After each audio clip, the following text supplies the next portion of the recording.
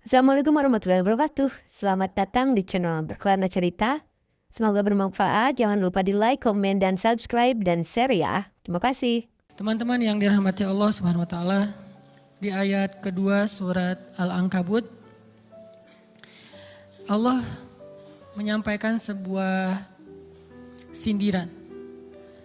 Allah nyindir dengan bahasa, emangnya manusia pikir Allah akan biarin aja mereka mengatakan kami telah beriman, sementara mereka tidak diuji. Ini Allah lagi menyindir orang-orang yang selama ini berputus asa setelah beriman. Berputus asa setelah berhijrah. Berputus asa dan mengeluh setelah bertaubat. Allah lagi nyindir mereka nih. Seolah-olah Allah bilang, kenapa setelah kalian beriman malah kalian masih berkeluh kesah? Kenapa kalian setelah bertaubat malah menjadi ragu kepada Allah? Kenapa kalian setelah berhijrah malah jadi labil? Bukankah harusnya setelah kalian menyatakan kami taubat, kami hijrah, kami beriman, harusnya iman kalian makin mantap? Dan bukti bahwa iman kalian mantap apa? Bahwa ketika kalian diuji, kalian sama sekali tidak goyah. Jadi Allah Subhanahu wa taala seolah-olah mengatakan bahwa ujian adalah tabiat iman. Bahwa ujian adalah tabiat iman. Bisa diuji dengan ujian yang kita tidak suka, bisa juga diuji sebaliknya dengan ujian yang kita suka. Bisa diuji dengan ujian yang sifatnya fisik, bisa diuji dengan ujian yang sifatnya harta, bisa juga diuji yang lebih berat lagi dengan ujian yang sifatnya perasaan. Yang jelas semuanya diuji. Bisa diuji dengan ujian musibah, bisa juga diuji dengan godaan-godaan dari syaitan yang melalui hawa nafsu kita. Bisa diuji dengan kemarahan, dipancing oleh orang lain untuk marah, dipancing di sosmed untuk ngebalas komen-komen mereka, dipancing untuk berdebat, dipancing untuk akhirnya kita saling menjudge, saling menjatuhkan, saling menjelekkan. Ini semuanya bentuknya ujian. Makanya Allah Subhanahu wa taala mengatakan di pembukaan surat Al-Ankabut, kalau ujian itu adalah tabiat iman. Ujian dan keimanan itu nggak bisa dipisahkan. Apa hubungan antara iman dengan sabar? Sehingga Allah Subhanahu wa taala menilai keimanan seseorang itu dengan cara mengujinya. Apa hubungan antara iman dengan sabar? Ternyata ciri yang paling jelas orang yang imannya baik adalah sabarnya. Makin baik imannya, harusnya makin kuat kesabarannya. Jadi orang yang paling beriman itu tidak dilihat dari wawasan agamanya. Itu lebih kepada orang yang berwawasan luas, yang ilmunya banyak. Tapi belum tentu orang yang wawasannya luas adalah orang yang paling baik imannya, belum tentu. Bukankah iblis itu wawasannya luas? Dia mengerti banyak hal yang bahkan kita gak ngerti. Iblis ngerti tentang dunia di langit. Iblis mengerti tentang alam yang ada di surga, alam yang ada di akhirat. Iblis tahu, bahkan udah masuk surga. Jadi ilmu iblis lebih banyak daripada kita sekarang. Tapi kenapa iblis malah tidak sebanding antara ilmunya, wawasannya dengan ketakwaan dan kesolehannya? Karena iblis tidak sabar dengan sebuah ujian. Ujian iblis apa? Eksis. Itu ujiannya iblis. Dia udah lama eksis, followersnya banyak. Setiap dia posting, orang berlomba-lomba jadi first like. Setiap dia posting, di repost rame-rame. Di YouTube viral. Channelnya tuh paling banyak subscribersnya. Iblis. Coba cari nanti di YouTube iblis. Ada nggak channel? Itu udah viral banget loh, eksis banget. Tiba-tiba datang pendatang baru. Muncul pendatang baru. Pendatang baru ini tiba-tiba melejit. Followersnya langsung nambah, kejar-kejaran akhirnya disalib. Pas lagi kayak gitu dia nggak kuat dengan ujian nama besar, ujian eksistensi, ujian popularitas, ujian siapa yang lebih dihargai, ujian-ujian kayak gitu. Sama kayak kita kadang-kadang ngerasa udah banyak jasa dalam sebuah organisasi, udah banyak jasa dalam sebuah komunitas, udah banyak jasa dalam sebuah lingkungan, masjid, sekolah, organisasi, teman-teman, kita yang paling sering berkorban. Tapi ternyata yang eksis, yang masuk media, yang masuk TV justru orang lain. Itu kan ujian ya. Nah ini nih yang kadang-kadang ujian namanya zulzilu, diguncang perasaannya. Bukan diuji dengan fisik, kadang-kadang ujian sakit, capek, lelah, buat kita bisa kita lalui itu dalam sebuah organisasi ini. Kita lagi bikin kegiatan sosial, baksos. Di sekolah, dengan OSIS-nya, dengan ROHIS-nya, di kampus, dengan BEM-nya, dengan LDK-nya, kita bikin acara baksos. Kan effortnya lumayan ya. Kita begadang untuk meeting, kita survei lapangan, kita kerja malah tidur sehari cuma 1,5 jam, 2 jam. Fisik kita lelah, fisik kita capek, kadang sampai sakit. Sampai dirawat di rumah sakit gara-gara kena misalnya tipes gitu, gara-gara kita habis-habisan bekerja, itu buat kita gak masalah. Ujian fisik kita lalui.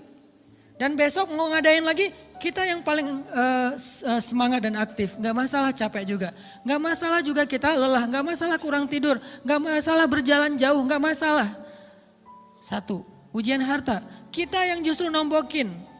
Kita yang nalangin dulu modal-modal untuk kegiatan-kegiatan tersebut. Kalau ternyata gak tercover dananya, akhirnya gak bisa dibalikin talangan kita. Gak apa-apa, kita ikhlas. Kita berkorban dengan harta kita. Butuh apa? Saya bayarin. Butuh apa? Kita lewatin ujian harta. Tapi begitu ujian perasaan, kita udah capek, lelah, kurang tidur, nombokin, nalangin habis-habisan. Ternyata teman kita yang jadi ketua panitia ada kadang cuman masalah itu doang. Atau dia yang jadi PR-nya. Yang namanya PR ketika diliput oleh media kan dia yang muncul mukanya kan. Akhirnya diundang oleh misalnya hitam putih lah atau apalah. Kok dia yang muncul di sana? Atau diundang berdua, tapi sampai di sana dia yang banyak ngomong, kita diam aja. Pulang-pulang pundung. Begitu besok mau ngadain lagi, udah gak mau terlibat. Left group. Kenapa itu terjadi? Ujian zulzilu, perasaan. Itu yang dialamin oleh iblis. Iblis rela banget disuruh beribadah, sujud beribu-ribu tahun, kuat iblis. Kalau kita mungkin jidatnya hitam, kalau iblis mungkin udah kepala-kepalanya hitam, saking rajinnya sujud. Wah, ibadahnya udah ribuan tahun. Iblis disuruh berkorban dengan harta yang dia miliki, dia kasih aja semuanya. Tapi kalau disuruh dia ngalah dari Adam untuk memimpin alamin, menjadi khalifatullahi fil ard, menjadi pemimpin wakilnya Allah di muka bumi, buat iblis ini berat. Kenapa dia? Ana khairum min, saya lebih baik daripada dia. Saya lebih senior daripada dia. Saya lebih sehat daripada dia. Saya lebih keren daripada dia. Saya lebih. Ujian emosional, ujian ego, ujian perasaan. Itu yang lebih berat buat kita. Kadang sakit dan dirugiin orang lain, teman segala macam kita masih oke lah. Selama ini asal kita ngumpul selalu gua yang bayarin, oke deh gak usah dibahas. Baru dibahas nanti pas sakit hati. Kalau belum sakit hati kan gak dibahas kan? Gak apa-apa deh kita terus yang bayarin, kita traktirin ngopi apa segala macam. Gak pernah dibahas. Kebersit sih di benak kita, cuman gak mau dibahas. Kenapa? Udahlah biarin aja, easy going. Kemudian kayak kita yang capek harus rempong sana kemari segala macam. Selalu acaranya di rumah kita, akhirnya kita yang bayarin, kita yang rempong, nyiapin segala macam, bebersih sendiri. Tapi begitu ada yang nyakitin perasaan kita sedikit aja, semua itu balik lagi. Dari dulu ya. Nah, keluar kan? Kenapa? Dipancing oleh ujian perasaan. Jadi ternyata yang paling berat itu adalah zulzilu, diguncang perasaannya. Kita kadang-kadang habis-habisan buat seseorang, nggak masalah. Hujan-hujanan dia yang pakai jas hujan, kita nggak pakai apa-apa, nggak apa-apa. Sakit-sakitan juga, dikerok dan segala macam, biarin aja. Kalau perlu misalnya kalau bannya lagi kempes, dia naik Grab, kita dorong-dorong motor terus cari tempat segala macam sampai tengah malam. Nggak apa-apa deh buat dia. Apa sih yang nggak buat kamu? Begitu dia selingkuh, keluar semuanya. Mulai list report keuangan. Wah dulu sekian, sampai uang receh-receh juga dihitung kan ya. Kenapa bisa kayak gitu? Perasaan kan? Nah ini nih yang kita coba belajar. Mungkin malam ini kita lebih banyak membahas tentang sabar terhadap ujian perasaan. Karena banyak macam-macam ujian. Nah, gimana kita memanage perasaan kita? Gimana cara kita merecovery perasaan kita dengan bab sabar? Insya Allah nanti akan kita lanjutkan setelah selesai sholat isya. Barakallah. Bismillahirrahmanirrahim. Teman-teman yang dirahmati Allah Subhanahu wa taala, kita lanjutkan tentang masalah sabar. Terutama sabar zulzilu, ketika kita diuji dengan ujian ego, marah, perasaan, sakit hati, yang kayak gitu-gitu. Ini ujian jauh lebih berat daripada ujian fisik dan ujian harta. Termasuk rasa cinta, rasa benci, kadang itu menjadi ujian. Kenapa ujian bikin kita jadi tidak lagi logis, nggak realistis, dan kadang-kadang mengabaikan hal-hal nilai-nilai yang kita selama ini pegang sebagai satu kebenaran. Kita ngabaikan batasan-batasan syariat. Ini semuanya ujian dari Allah Subhanahu wa taala. Sehingga tidak disebut orang yang beriman kecuali ketika Allah Subhanahu wa taala melihat dia sabar dalam ujian. Kalau dia nggak sabar dalam ujian, malah di dalam pembukaan surat Al-Ankabut tadi Allah menggolongkan mereka termasuk orang-orang yang munafik. Apa arti yang orang munafik? Orang yang mengaku beriman tapi sebetulnya dia tidak beriman. Apa salah satu buktinya? Dia tidak sabar. Jadi kalau kita mau menilai diri kita mukmin atau munafik, dan ini bukan materi untuk menjudge orang lain, oh ternyata dia itu munafik, bukan. Lagi-lagi konsep kita belajar itu angle-nya untuk diri kita sendiri. Saya sangat tidak merekomendasikan kita belajar untuk mendapatkan kaca pembesar, mencari-cari kesalahan saudara kita. Tapi kita belajar untuk semakin bisa bercermin untuk menemukan aib dan kekurangan diri kita. Jadi semakin kita tahu ilmu agama, semakin kita tahu ayat dan hadis, semakin kita punya cerminan untuk menilai diri kita dan memperbaiki diri kita. Bukan nyari kaca pembesar untuk memperjelas aib-aib dan kesalahan orang lain. Kalau kita pengen menilai diri kita ini orang yang mukmin atau munafik, caranya lihat aja kita sabar nggak nih, terutama dalam masalah emosional. Dalam masalah ego, dalam masalah marah, dalam masalah hawa nafsu, dalam masalah perasaan cinta, dalam masalah benci segala macam. Masih bisa nggak kita adil bahkan kepada orang yang kita benci? Adil kepada orang yang kita benci, adil kepada musuh sekalipun. Bahwa jangan sampai kita gara-gara nggak suka kepada seseorang, kita berlaku zalim kepada dia. Jangan. Ini berarti kita harus ngelawan ego kita sendiri.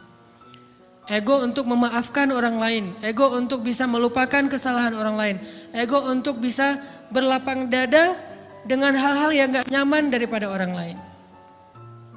Ini adalah ujian yang paling berat. Di situ kita bisa lihat kita nih mukmin atau munafik. Kalau gak pernah sabar sama sekali dalam masalah ego, dalam masalah emosional, berarti jangan-jangan kita tergolong di antara orang-orang yang kata Allah, wa ma hum bimu'minin. Mereka bukan orang yang beriman. Kata Allah di surat Al-Ankabut, mereka itu adalah wala ya'lamannallahul munafikin, orang-orang yang munafik. Nauzubillah min dzalik. Kalau kita merasa pernah sabar terhadap emosi kita, sekarang kita lihat sesering apa kita sabar terhadap emosi kita. Maka derajat seorang mukmin tergantung tingkat kesabarannya.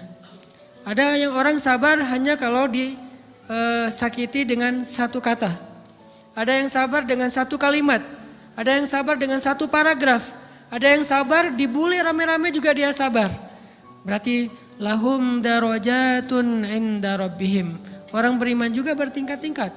Dan tingkatan itu tergantung tingkat kesabaran kita dalam menghadapi ujian, salah satunya ujian emosional kita, perasaan kita. Sehingga teman-teman yang dirahmati Allah SWT, salah satu program kita untuk terus mengembangkan diri, program untuk tumbuh, program untuk memperbaiki diri kita di hadapan Allah itu adalah coba kita program dalam sehari aja, terus kita nilai berapa kali kita berhasil ngelewatin ujian emosional. Bukan cuma marah, termasuk cinta, benci, tersinggung, sakit hati kayak gitu-gitu. Berapa kali kita bisa berhasil melewati itu dalam sehari. Gak usah seminggu, sehari aja.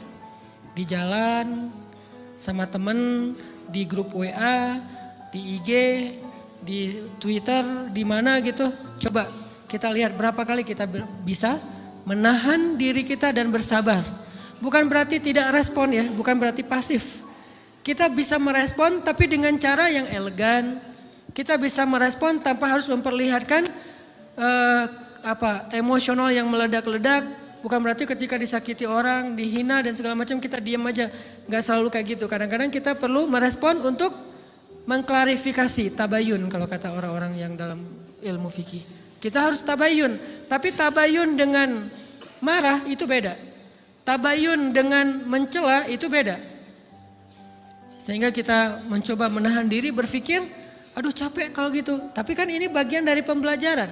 Makin terbiasa kayak gitu, terbiasa elegan, maka otomatis jadi nggak terlalu repot lagi. Kan awal-awal bersikap pengen yang bijaksana, yang elegan, yang dewasa, itu kan kadang-kadang harus diusahain ya. Karena belum mengkarakter, harus mikir dulu gimana ya sikap yang paling dewasa, gimana ya sikap yang paling bijaksana, gimana ya sikap yang paling wise, gimana ya sikap yang paling elegan, masih mikir.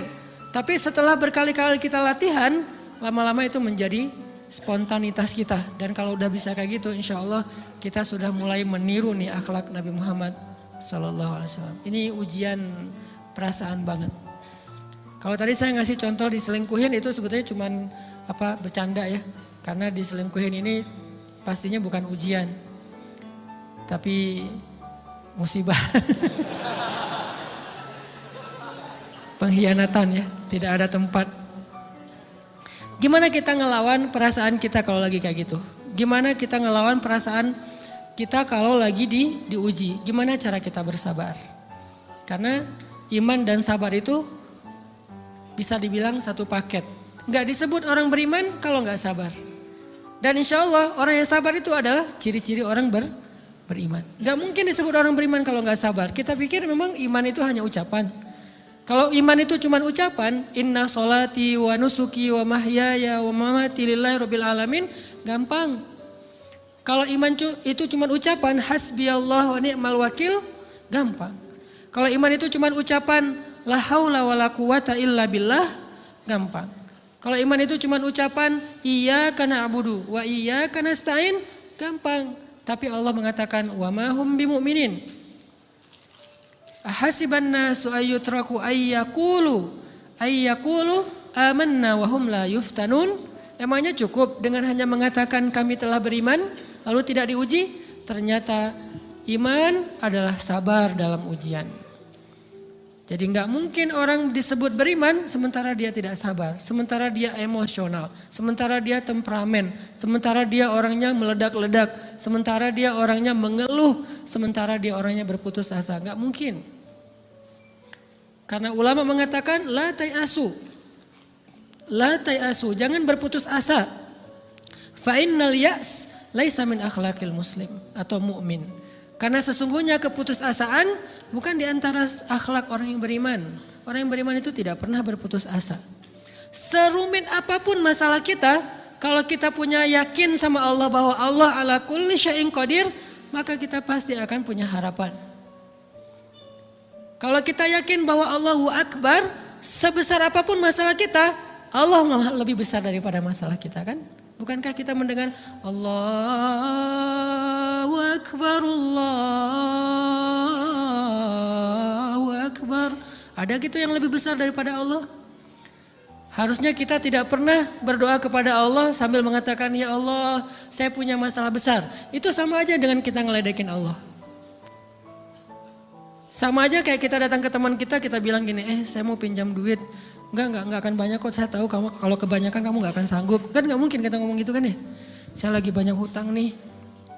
Saya mau minta tolong sama kamu. Insya Allah saya enggak akan minta seutuhnya. Saya tahu kamu juga kurang duitnya. Saya minta dikit-dikit aja lah. Kan enggak gitu kan cara kita minta tolong. Sama aja kita doa, ya Allah saya punya masalah besar.